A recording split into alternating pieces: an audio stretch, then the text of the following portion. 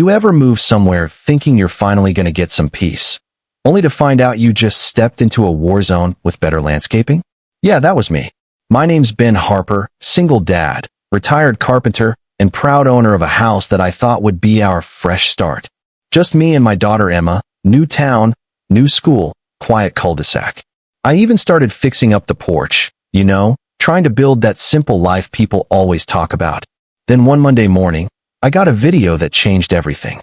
My phone buzzed 3 times before I bothered to check it. On the screen was a blurry hallway. Kids, lockers, chaos.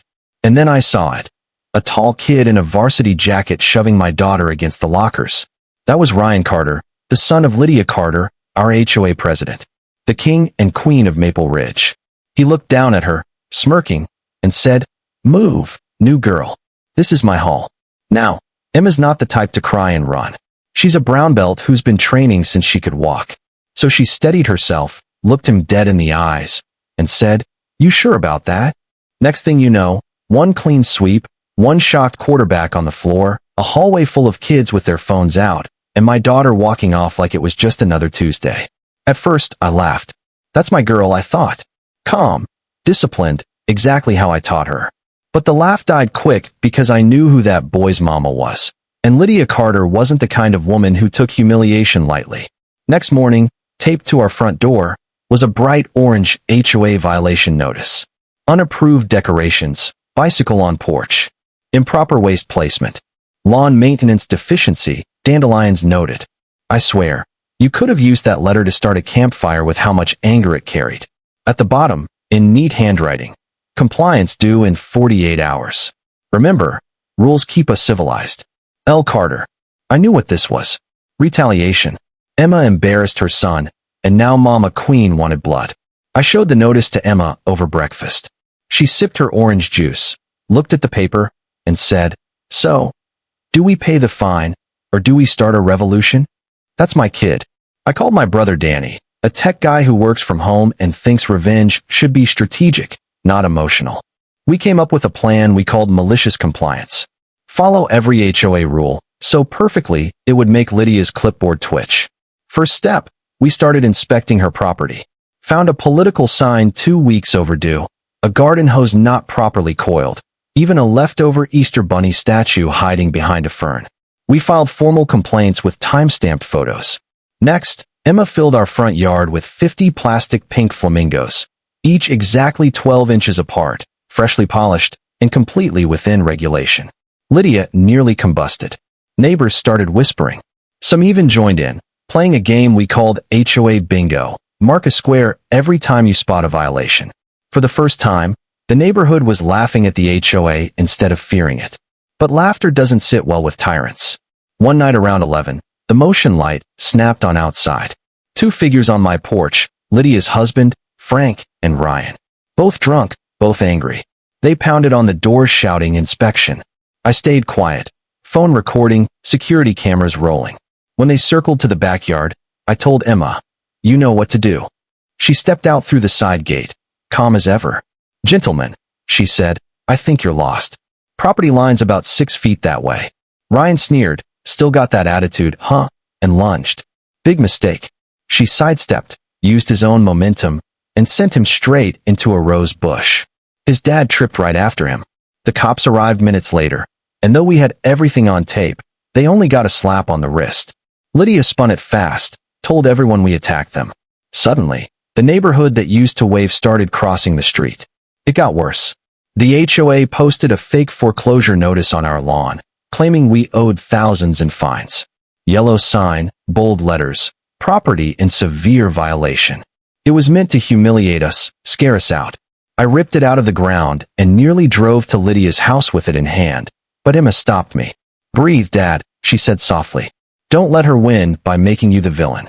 A few days later, something shifted. A flyer came in the mail about the annual Maple Ridge Charity Sparathon, a public event, live-streamed, sponsored by guess who? The HOA. Emma was invited to perform as a guest martial artist. "She'll be there," Emma said, meaning Lydia. "And so will Ryan." So we prepared.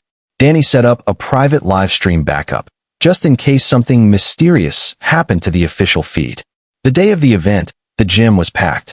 Emma was sparring clean, fluid, the crowd loving it. Then Ryan stepped into the ring wearing boxing gloves. Got a score to settle, he told the announcer. The bell rang. He swung wild, angry, sloppy. Emma dodged everything like she was dancing. Then he threw a dirty knee, illegal, hard, right toward her head. She twisted, took it on the shoulder, but it sent her stumbling. The crowd gasped. And that's when Lydia rushed to the control table and whispered to the guy running the stream. The big screen in the gym suddenly went black. Technical difficulties. But our backup feed? Still rolling. Emma straightened, eyes blazing, and told the ref, let him continue. Ryan charged again. One move, one perfect hip throw. He was on the mat gasping for air. She didn't even touch his face. Just used his anger against him, like I'd taught her. She looked up, right at my phone, calm and steady. That video blew up online within hours.